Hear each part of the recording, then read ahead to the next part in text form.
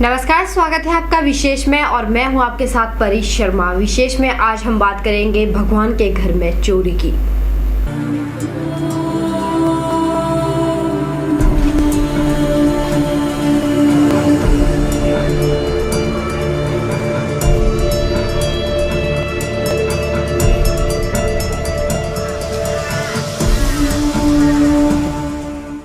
देश में चोरी की वारदातें कम होने के बजाय बढ़ती ही जा रही है। चोर कभी भी कहीं भी चोरी कर लेते हैं। कभी चोर गहनों पर हाथ साफ कर लेते हैं तो कभी एटीएम मशीनें ही ले उड़ा जाते हैं, तो कभी घरों में सेंध लगा देते हैं, कभी गाड़ियों की चोरी कर जाते हैं तो कभी टायरों की।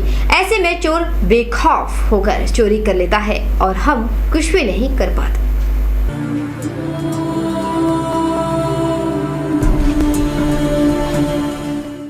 देश में चोरी की वारदातें कम होने के बजाय बढ़ती ही जा रही है।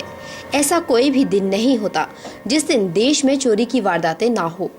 चोर पूरे देश में चोरी की वारदातों को अंजाम देते हैं, लेकिन हम कुछ भी नहीं कर पाते। हमें आस होती है पुलिस प्रशासन से, लेकिन पुलिस प्रशासन भी कोशिश ही करती रहती है। कुछ चोरी की वारदातों को तो पुलिस जल्द सुलझा देती है, लेकिन कुछ एक मामले ऐसे होते हैं जिनका पुलिस विभाग को सुराग तक नहीं मिलता।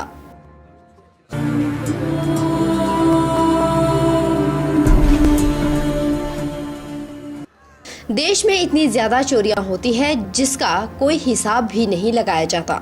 रोजाना कहीं ना कहीं चोरी के मामले सामने आते ही है। कभी चोर लोगों के घरों में सेंध लगा देते हैं, तो कभी एटीएम की मशीनें ही उड़ा ले जाते हैं, तो कभी गहनों पर हाथ साफ कर जाते हैं, तो कभी गाड़ियों के टायर और पूरी गाड़ियां ही उड़ा ले जाते हैं।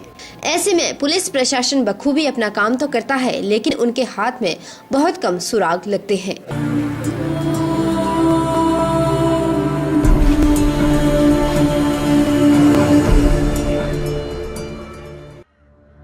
वहीं अगर हम बात करें हिमाचल प्रदेश की, तो हिमाचल प्रदेश को तो वैसे भी देवभूमि के नाम से जाना जाता है। यहाँ पर लोग देवी देवताओं पर ज्यादा विश्वास करते हैं, क्योंकि लोगों की देवी देवताओं से आस्था जुड़ी हुई है।